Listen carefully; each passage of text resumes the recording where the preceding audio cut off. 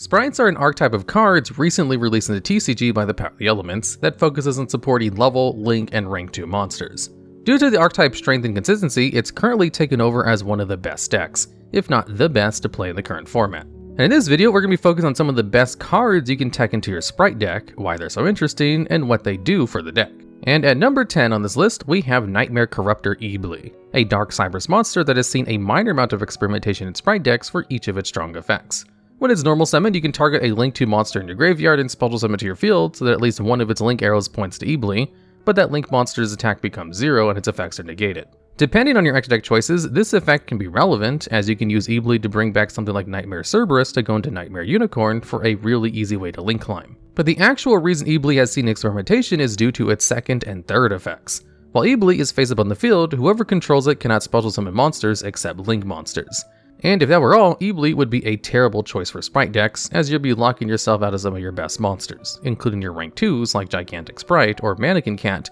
and even out of special summon the Sprights themselves. But if Iblee goes to the graveyard while on your side of the field, you can special summon it to your opponent's side of the field in defense position. So if you can bring Iblee to the field, such as by the effect of Gigantic Spright, you can then link off Iblee for Spright Elf to summon out to your opponent's side of the field and lock them out of everything that isn't a Link monster. This is particularly potent against Tearlaments, another all-star from the Power of the Elements, whose comparative strength allows them to be a great counterpick to Spright, due to their powerful fusion monsters and great use of Xyz monsters. As a result, if you're playing Spright and want to counter Tearlament builds, you use Iblee in order to lock them out of their fusion Xyz boss monsters, and force them to go into the battle phase to crash Iblee into one of your monsters if they really want to break the lock. Yet despite this interesting counterplay, Iblee only makes its number 10 spot on this list, because it hasn't really taken off in Spright lists for a number of reasons. Firstly, Spright is one of the most popular decks in the current format, making a mirror match a fair possibility. And with Iblee, you'd essentially be giving your opponent a free level 2 monster which they can use as Link material for something like Spright Elf. But more importantly, Iblee doesn't really do anything to stop the other best decks of the format, since Link monsters are so common. And while tier elements mainly rely on Xyz and their fusion boss monsters, and some builds only rely on fusion monsters, most tier element builds also have ample access to Link monsters, and so will often play cards like IP Masquerena or Curious in their extra deck, meaning that Iblee just becomes free Link material for your opponent. Iblee may have had its place someday against some strange strategies like Branded or Sword Soul, which heavily rely on specific types of extra deck monsters, and it can win games on its own, but for the current meta it should only be really considered as a potential option, rather than a game-winning choice. And at number 9, we have Diviner of the Herald, a light fairy monster that enables some interesting Spright builds. Both of its effects are hard once per turn, and if it's tributed by any means, you could just special summon any level 2 or lower fairy monster from your deck except Diviner. And whenever Diviner is normal or special summon, you get to foolish any fairy monster from your deck or extra deck to the graveyard, and then increase Diviner's level by the level of the monster you sent until the end of the turn. While not a standard choice by any means, Diviner is an excellent pick for Spright decks, which hope to splash some kind of ritual package into their main deck. For example, both Nephthys and Megalith are ritual decks capable of harnessing a Spright package due to their strength and archetypal level 2 monsters. Diviner acts as a key consistency tool for these ritual decks, as you can use it to send Herald of the Arclight to add any ritual monster or spell card from your deck to your hand, making the ritual portion of the deck a lot more consistent. And the fact Diviner can be summoned off of both Gigantic Spright and Christian Halki Fibrax means that you always have access to the card in some other way. Both Diviner's main strength in Spright comes from its use alongside Spright Elf. You see, being able to revive Diviner on your own turn allows you to summon out the Diviner with Halki Fibrax, which stops effect activations, link them both off for Elf, and then summon out Diviner so you can actually use her effect to send Herald the Arclight to get your search off. And because Elf doesn't lock you in any way, unlike Gigantic Spright, you can usually use this to summon out strong ritual boss monsters. But that's not all, as Spright Elf's effect to revive is quick effect during the main phase, which means that during your opponent's turn, you can summon out Diviner, which actually acts as a form of interruption, as you can choose to send Elder Entertained Tis to the graveyard in order to pop a card in your opponent's possession, allowing Diviner to act as both a consistency tool during your turn and as an interruption during your opponent's. Diviner does of course come with its downsides, with the main one being that Diviner can be somewhat awkward to use as a normal summon for Spright decks due to its mandatory level modulation when you foolish a fairy, which changes her level to something other than 2 and can make it harder to summon out Sprights. And the second is that it doesn't really have a home in most Spright deck lists, as most of them are not ritual focused. However, even non-Spright ritual decks, such as Libromancers, have taken to using Spright Elf for its particular synergy with Diviner. And at number 8, we have Cyber-Stein, a dark machine monster that's currently limited in both the OCG and TCG for its simple but almost game-breaking effect. With no once per turn, you can pay 5,000 life points and summon out any fusion monster from your extra deck in attack position. Now, in the TCG, Cyber-Stein being limited is a huge deal, as it being at 1 prevents Spright from being able to consistently use Stein as a normal summon, and summoning it off of Gigantic makes Stein pretty bad, as you're locked into only being able to special summon level 2 fusion monsters. But in the OCG, they have access to Spright Sprint, a Link 2 monster which lets you send any level 2 monster from your deck to the graveyard. So you can use Sprint to send Cyber-Stein from your deck to the graveyard, then you can make Spright Elf in order to revive that Cyber-Stein and then gain access to some of the best fusion boss monsters in the game, since you won't be under any locks. But that's not all. All because Stein is a level 2 monster, you can then use it to go into Gigantic Spright to summon out another level 2 from your deck, making it a card that adds to your end board while also being compatible with your main engine. This build of the deck was actually a fairly popular choice in the OCG after Totally Awesome. One of Spright's main end board pieces was banned. Stein helped to provide the deck with an alternative choice for a boss monster. Stein has its issues, of course. The amount of life points you have to pay alongside a card like Spright Starter can potentially put you at risk of easily being OTK'd. And Stein itself can be awkward to use, given cards like Starter and Gigantic can lock you from getting most out of your Stein's effects. But it's proven to be a great choice for Spright decks in the OCG, and although it's currently not as usable in the TCG as it is in the OCG, Stein will more than likely prove its worth once Sprint is released. And at number 7, we have Nemeses Flag, a level 2 Fire Pyro monster that has the potential to lock your opponent out of plane entirely.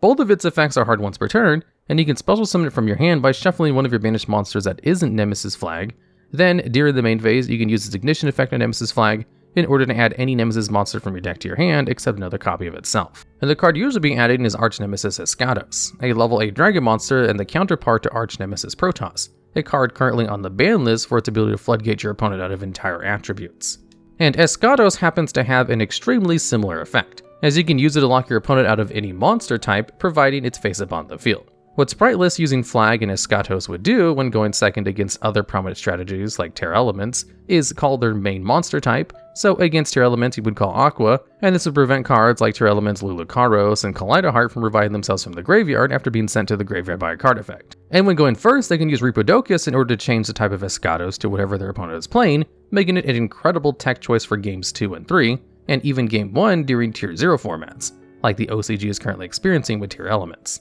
Nemeses Flag just so happens to be the perfect level to synergize with the Spright strategy while also being able to add Escatos, and because Spright is more than capable of going through multiple monster types, it's really easy to bring to the field to lock your opponent out of the game. Just like with Cyber-Stein, Flag and Escatos are being supported by new cards yet to be released in the TCG yet, notably Bisted Magnumut, a DD Crow for light and dark monsters that also adds a dragon monster during the end phase of the turn that it's summoned, making Escatos an even better tool when going second since it's a dragon monster. Now, while the TCG doesn't have access to Magnumut yet, Flag and Escatos are still really decent choices for Spright lists which wish to blind second, but is mainly held back because it's not that good when going first in the current TCG format, since the format is surprisingly diverse. You could lock your opponent out of Aqua only to discover it's another Spright player, or lock them out of Thunders to see they're actually playing Mathman. Still, for what it's worth, Flag and Escatos are great choices and should definitely be considered as options in the side deck. There are just better options for the side deck cards at the moment. And at number 6, we have Gale Dogra, which funnily enough happens to be only the second best level 2 Earth Insect you can play in Spright.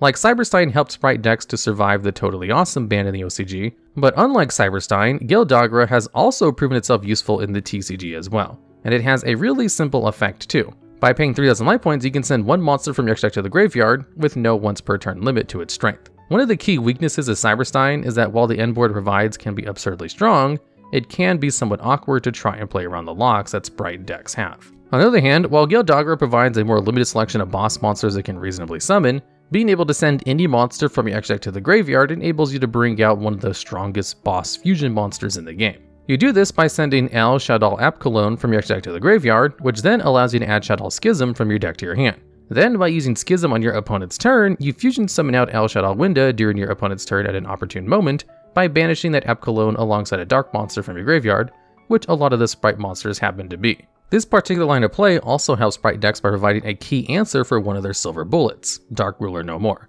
as you can summon out Winda after they've used Dark Ruler No More to try to out the rest of your board, leaving them stuck with only one special summon for the turn, and has seen a lot of experimentation in the TCG for this reason. Gale Dogra is even at 3 in both the TCG and OCG, making it more consistent of a normal summon when compared to the limited Cyber-Stein, and enables it to be more easily paired with other sprite packages like the Frog packet, as both can either consistently be normal summoned or summon out of the deck with Gigantic Spright without locking you in any meaningful way. Overall, Gale Dogra is a pretty interesting choice for Spright decks that allows them to have access to more diverse endboards in a similar way to Cyber-Stein, but without the awkwardness Cyber-Stein can bring to the table. And at number 5, we have Nimble Beaver, a water beast monster that lets you special summon out any level 3 or lower Nimble monster from your deck or graveyard, including other copies of Nimble Beaver when it's normal summon. Now, there's a fair amount of debate as to the best level 2 normal summon for Spright decks to play, with a fair amount of decision making between playing Sea Diva, the Live Twins, and of course Nimble Beaver as supplementary side engines. Like Diva and the Live Twins, Nimble Beaver is capable of summoning out another level 2 monster from your deck, which is quite good for Spright decks, as that's an extra level 2 body that can be used for Gigantic, Elf, or any of the other kind of Link or Xyz plays. Unlike these other choices, however, Nimble Beaver helps to improve Spright's grind game, making it stronger in longer games. In the case of something like Sea Diva, you can only summon from the deck, meaning that once you use the effect of Diva once, you'll only have one Diva left in the deck, which would be incapable of summoning out another copy of itself. Meanwhile, because Nimble Beaver can also summon from the graveyard, every time you normal summon Beaver, you're guaranteed to always be able to summon out an extra level 2 body, which can be a key difference maker in long games. And while this has already proven itself as a decent choice in the TCG, Nimble Beaver is now the prime choice level to normal summon in the OCG. This, once again, is due to the dominance of tier limits, which is aided partly by the new Ishizu support, which is capable of milling out your opponent's deck as well as your own. This is an issue for decks running cards that they want to summon from their deck, as if your opponent happens to mill your Sea Divas, your engine is offline. But with something like Nimble Beaver, you can still special summon out another level 2 body, even if 2 copies of it have hit the graveyard. OCG lists have even started using Nimble Angler alongside Beaver in order to counter the Ishizu decks while also having a powerful send for sprint. Overall, while Beaver isn't the most popular choice in the TCG at the moment, it's bound to grow more popular as the metagame evolves and as new support releases, and is only so low on this list due to the relative power of the available Spright techs at the moment. And at number 4, we have Psy-Framegear Gamma, a level 2 monster that also happens to be one of the strongest hand traps in the game. Gamma can't be normal summoned or set, and instead must be special summoned by any card effect. And when your opponent activates any monster effect while you control no monsters, you can trigger Gamma's effect to negate and destroy that monster, while also summoning yourself out from the hand and Psy-Frame Driver from your hand deck or graveyard, but you must banish the monsters you summon with this effect during your end phase. Gamma's utility as a hand trap is unparalleled. Being able to negate any monster effect in hand, field, or graveyard allows for Gamma to be used as a going second tool in almost every matchup. You can negate a Tier Element's graveyard effect to fusion summon, Mathmech Circular's in-hand effect, or a pivotal on-field effect like Swap Frog. And the fact that it's also capable of destroying the monster negates makes it even stronger, as it removes the body on the field. This is what's great when dealing with tons of decks, as it gets rid of monsters that otherwise would have been used as fodder for something else like an extra deck summon. What makes Gamma so powerful in Spright specifically is that it's a level 2 monster, allowed to be used as a great hand trap and a good going second tool and even a starter. You see, while Gamma may not be able to be normal summoned, if you can summon it out during your own turn, you can get an easy level 2 body on field. And there are multiple ways of doing this. One of the easiest is by using Emergency Teleport, letting you summon out a copy of Gamma directly from your deck in order to summon out your Sprights from hand, much in the same way as Spright Starter, and can even be integral for allowing you to play through Interruption just by virtue of putting another level 2 body on the field that doesn't use your normal summon. The other way you can summon out Gamma during your own turn is by negating an opponent's monster effect that triggers on your turn. Not only will this negate your opponent's effect, this also gives you Gamma and Driver on your field, which is all the materials necessary for a great number of extra deck monsters, allowing you to go into Christian Halki Fibrax since Gamma is a tuner, Spright Elf since Gamma is level 2, or even a level 8 Synchro monster depending on your extra deck. All in all, Gamma by itself is already an amazing card, but Spright specifically gains a ton of advantage by using Gamma as a hand trap, as it opens up an array of deck building choices while also giving you a powerful hand trap. And at number 3, we have Live Twins Ki-sikil and Lil-la, a pair of light and dark Cybers monsters which have enabled a fairly successful Spright hybrid build. Each of the twins has an effect to manipulate life points whenever an opponent's monster declares an attack, but also has the effect to special summon out their respective twin whenever they're normal or special summoned, provided you control no other monsters. Lil-la can summon out a Ki-sikil monster from your hand or deck, and Ki-sikil can summon out Lil-la monster, with their effects being a hard once per turn. Like with Nimble Beaver, being able to summon an extra level 2 body from the deck is a boon for Spright decks, as it provides them with extra material that they can use to link or XC summon. And your choice of normal summon to get the extra level 2 body will come with its own upsides and downsides that will impact your deck building. The main downside of the Live Twins is that they're not water, so they can't be discarded to summon out Swap Frog, and that they can take up a lot of deck building space since you need to play at least one of each twin, Meanwhile, both Deep-Sea Diva and Nimble Beaver can be ran on their own, giving room for more generics. Yet despite these downsides, the live twins provide a lot of advantages in deck building choices which have allowed them to be fairly popular build in the deck. Getting access to evil twin extra deck monsters gives Sprights extra follow-up with the effects of Ki-sikil to draw a card, and a more diverse endboard with Lil-la, which allows you to destroy any card in the field. Giving Spright a more proactive card they can use to clear problematic cards on your opponent's field, or can even be used to pop your own cards, like a set artifact Scythe to lock your opponent out of their extra deck. It also allows you to natively play Trouble Sunny, which is effective as an endboard boss monster to summon out both Ki-sikil and Lil-la during your opponent's turn, but is also great as a target to send with Ultimate Slayer, allowing you to shuffle back one of your opponent's link monsters with Ultimate, and then you can use the effect of Sunny to send one card in the field to the graveyard by sending an evil twin from your hand field or deck to the graveyard. The twins themselves are even excellent when facing hand traps or forms of removal, as if one twin is removed from the field before its effect resolves by something like a DBE,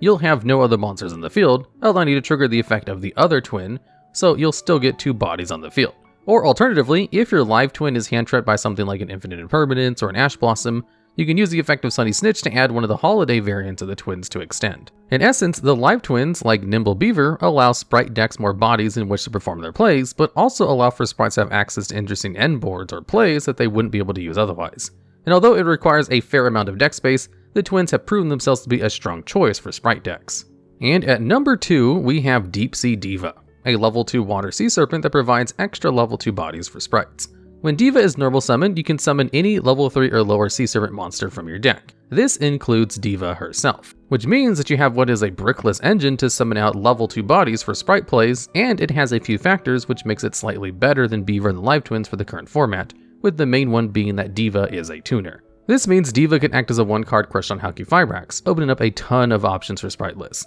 Having access to Hulk allows you to summon out any tuner from your deck, allowing you to special summon out strong tuners like Red Resonator or even Diviner the Herald, that you can then link off and resummon with Elf in order to use their effects. Or you can summon out a stronger tuner hand trap like Effect Veiler, Ghost Ogre, or Gamma to bounce back to your hand with the effect of Swap Frog. Or it could be used to link climb into a strong link 3 like Knightmare Unicorn. All that by itself is really strong. But Hulk also has a second effect which allows you to summon out any tuner synchro monster during your opponent's turn by banishing it, with the main choice of which is Formula Synchron, which is a level 2 synchro monster which allows you to draw cards at its summon, and allows you to perform a synchro summon during your opponent's turn. And if you use Formula and any other level 2, you can go into Herald of the Arclight for an extra negate that also happens to be a Macro Cosmos. All of those options are enabled purely by Diva being a great level 2 tuner. Being able to take advantage of Hulky-Fibrax is stellar for Sprights, and like the twins, opens up a lot of lines of plays that wouldn't have been otherwise available. And unlike the twins, Diva is a smaller engine and is also water, which allows it to be discarded for Swap Frog, which brings us to the number 1 spot on our list.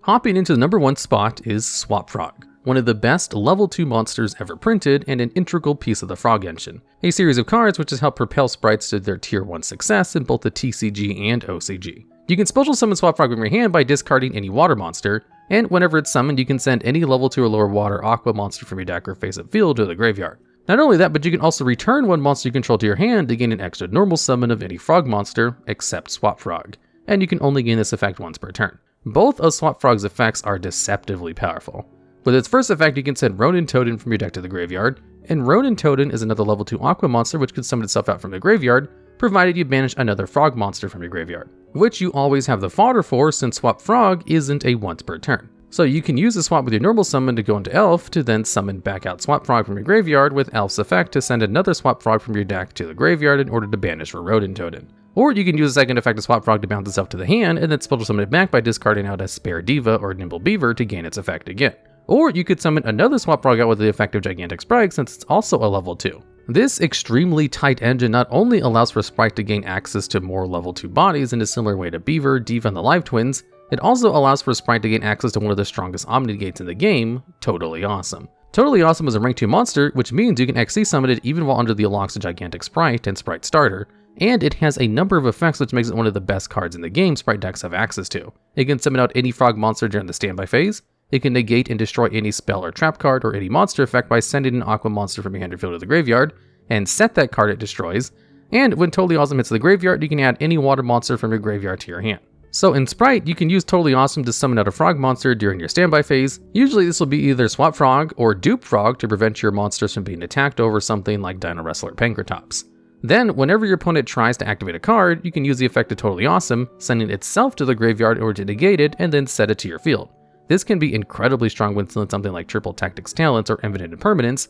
as it can be used during your next turn. Then, once Totally Awesome hits the graveyard, you can add Swap Frog, Sea Diva, or Nimble Beaver back for a follow-up on the next turn. All of these are insanely good effects, but what really drives it over the top is that Totally Awesome's second and third effects aren't once per turn. Spright decks specifically can take advantage of this with the use of Spright Elf, which allows you to summon out any level 2 monster from your graveyard, or any level 2, link 2, or rank 2 monster from your graveyard while your opponent controls a monster at quick effect speed. This means you can use Totally Awesome's negate to stop one of your opponent's board breakers or key plays, send it up to the graveyard, and then you can wait for your opponent to commit a monster to the field to use the effect of Spright Elf in order to resummon Totally Awesome, allowing you to use its negate once more. Totally Awesome being so strong has meant that Swap Frog and its other engine pieces have become a staple in every single Spright list in the TCG, and is what caused Totally Awesome's ban in the OCG, since Swap Frog is so strong and now so easily accessible due to the effect of Gigantic Spright, as any 2 level 2s will now result in Swap Frog access. Swap Frog and Totally Awesome share equal blame in bringing Spright to prominence.